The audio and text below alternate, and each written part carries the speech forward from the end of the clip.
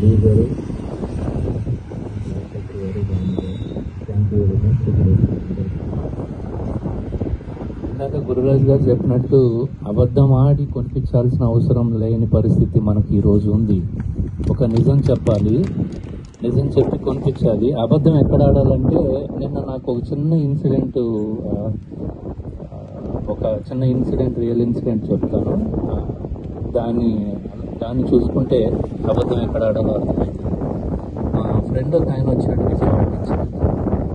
ఆయనకి నాకు common friend ఉన్నాడు. ఆయన ఎప్పుడూ చక్కగా తాగుతాడు, తింటాడు, పెడతాడు. సో రఘు ఎలా ఉన్నాడో అని అడిగితే, రఘుకి ఏదో హెల్త్ ప్రాబ్లం వచ్చింది, కిడ్నీస్ ప్రాబ్లం వచ్చింది. అతను రెగ్యులర్గా ప్యాకెట్ ఆడేవాడు.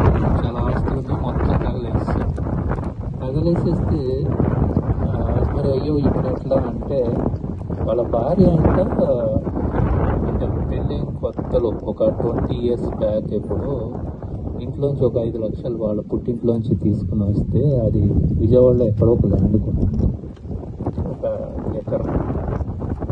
ఎకరం కొంటే ఇప్పుడు ఆయన జల్సాలు చేశాడు, డబ్బు ఖర్చు పెట్టేశాడు, పిల్లలు రోడ్డు మీదకి వచ్చే పరిస్థితి. అయితే అది కొన్నట్టు ఈయనకి చెప్పలేదు. 5 లక్షలు ఏమైనాయి అంటే, ఇవ్వలేదు మా నాన్నళ్ళని అబద్ధం చెప్పిందంట. ఆయనకి అబద్ధం చెప్పిందంట.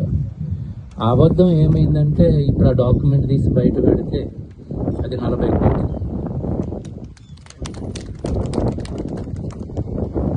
సో అలాంటి అబద్ధాలు ఆడాలి.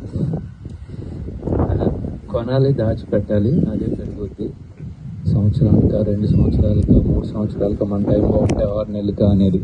జూబ్లీ హిల్స్లో చంద్రబాబు నాయుడు ఇంటి గేట్, నార్త్ సైడ్ గేట్ ఉంది. నార్త్ సైడ్ గేట్ దగ్గర, సెక్యూరిటీ దగ్గర ఉన్న బంగ్లా మాదే. మా నాన్నమ్మ వాళ్ళు కొన్నది 25 రూపీకి. అంటే జూబ్లీ హిల్స్లో వెంచర్ వేసినప్పుడు 25 రూపాయలు కొన్నారు.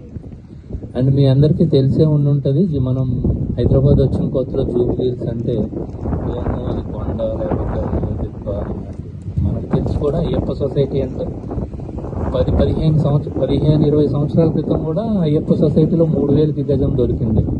అప్పుడు అదేదో లావణ్య పట్ట అంట, ఆ పట్ట అంటే, ఈ పట్ట అంట. మరి ఈరోజు అక్కడ ఎంత ఉందో 2 లక్షల రూపాయలు. సో భూమి మీద పెడితే ఖచ్చితంగా నా పేరు పేరు పలానా వాళ్ళు తీసుకెళ్లారు, కొనిపించారు, అది అలా వదిలేసి ఇప్పుడు ఈరోజు మన పిల్లలకు ఉపయోగపడుతుందని చెప్పుకునే పరిస్థితి వస్తుంది. నేను MBA హాస్పిటల్ మేనేజ్మెంట్ చేసి హాస్పిటల్స్ పెట్టాను. సో కొన్ని రకాల బిజినెస్లు చేశాను, హాస్పిటల్స్ చేశాను, కానీ నాకు ఎక్కడ సాటిస్ఫాక్షన్ దొరకలేదు. అంటే దోచుకోవడమే తప్ప ఎక్కడ కూడా ఎవరికి ఉపయోగపడే పరిస్థితిలాగా అనిపించలేదు.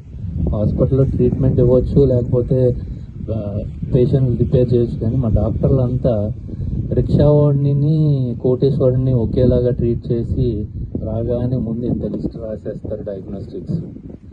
ఇవన్నీ దోచుకోవడం చూడలేక నేను అసలు వద్దు ఇలాంటి ఫీల్డ్ అని చెప్పేసి వదిలేసాను. సో ఎప్పుడైతే తర్వాత రియల్ ఎస్టేట్ చూశానో, సో ఎంత హ్యాపీ అంటే 10 మందికి సహాయం చేస్తున్నాను. ఇందాక రాము గారు చెప్పినట్టు ఇది 16 రెట్లు పెరిగిపోతుందంటే ఎంత స్లోగా అమ్మితే అంత మంచిదేమో అనిపిస్తుంది నాకు. నాకే మిగిలిపోతే. సో అందులో ఆశ్చర్యం ఏం లేదు. అక్కడ 4th సిటీ అనౌన్స్ చేశారు. అందులో ఒక 4 బిల్డింగ్లు లేచినాయి అంటే ఖచ్చితంగా 4 times అయిపోయే ఛాన్సెస్ అయితే ఉంటాయి. ముఖ్యంగా మనకున్న పెద్ద ప్లస్ పాయింట్ ఏంటంటే, ఇది 150 రోడ్ అవుతుందని శాంక్షన్. ఇలాంటి పెద్ద రోడ్డుకి ఉండడం అన్నదే మనకి ఒక పెద్ద ఎస్సెట్. లేదంటే లోపలికి ఎక్కడికో వెళ్ళాలి. చూడగానే ఇక్కడ ఎవరు వచ్చినా కూడా ఒక పాజిటివ్ వైబ్ ఉంది, ఒక పాజిటివ్ వైబ్ ఉంది.